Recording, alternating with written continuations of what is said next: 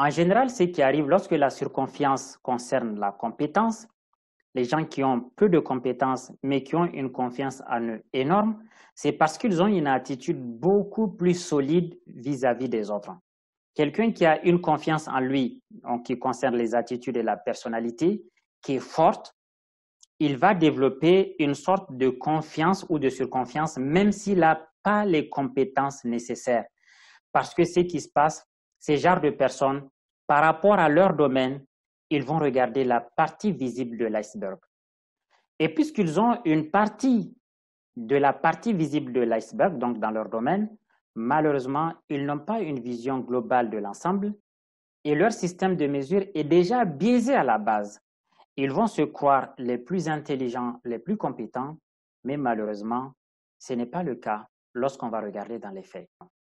Et à contrario, lorsque vous avez des individus qui ont une bonne estime en eux, donc les 4 piliers de l'estime de soi, vous les connaissez maintenant, lorsqu'ils ont toutes les branches de l'estime de soi qui sont très solides, parmi lesquelles il y a les capacités et les résultats, lorsque par contre leur attitude, donc la confiance en soi n'est pas solide, les 4 branches de la confiance en soi n'est pas solide, c'est-à-dire qu'ils sont trop sensibles à leur monde extérieur, ce sont des personnes qui, malgré leurs compétences, malgré les résultats qu'ils sont capables d'obtenir, ils vont manquer tout simplement confiance en eux.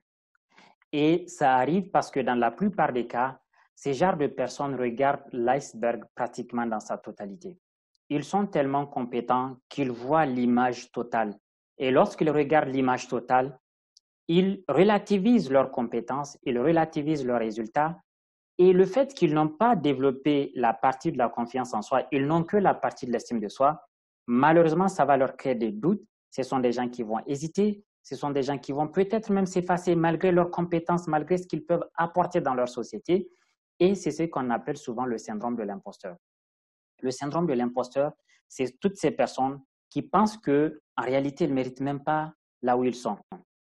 C'est des personnes qui relativisent tellement leur succès qu'ils vont croire que tout ce qu'ils font est très facile. Ils sont tellement compétents que pour eux, chaque chose est facile et que tout le monde peut le répéter.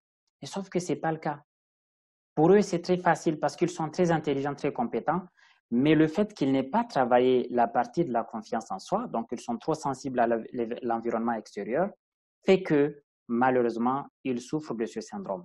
Une psychothérapeute américaine, Amy Cuddy, a beaucoup travaillé là-dessus. Elle a démontré à quel point le syndrome de l'imposteur peut totalement annihiler la visibilité de quelqu'un qui a de grandes compétences et de grands talents.